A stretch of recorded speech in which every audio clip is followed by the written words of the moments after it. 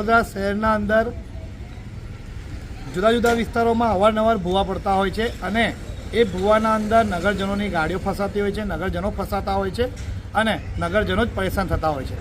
ત્યારે વડોદરા શહેરના અંદર મેયર અને સ્ટેન્ડિંગ કમિટીના ચેરમેનને એટલે જ મેયર અને સ્ટેન્ડિંગ કમિટીના ચેરમેન તરીકે નિમવામાં આવે છે કે વડોદરા શહેરની સમસ્યાઓ પર ધ્યાન આપી અને વડોદરા શહેરની સમસ્યાઓનું નિરાકરણ કરે। પરંતુ સ્ટેન્ડિંગ કમિટીના અંદર હવે સારા એન્જિનિયરો નહીં પરંતુ મારા એન્જિનિયરોની ભરતી વધુ થવા લાગી છે, જેના પરિણામરૂપ વડોદરા શહેરના જુદા જુદા વિસ્તારોમાં ભૂવા પડવાના કિસ્સા વધી ગયા છે અને વડોદરા શહેર એ વડોદરા નહીં પરંતુ ખડોદરા તરીકે ઓળખાતું થઈ ગયું છે। ત્યારે વડોદરા શહેરના પ્રથમ નાગરિક મેયર એવા પિંકીબેન સોની જે રહે છે એ જ વિસ્તારથી 200 મીટરના અંતરમાં આજે એક મસ્ત મોટો ભૂવો પડ્યો અને એ ભૂવાના અંદર એક મોટો ટ્રક ફસાયો। શરમની વાત તો એ જ છે કે જેમને વડોદરા શહેરના અંદર વડોદરા શહેરની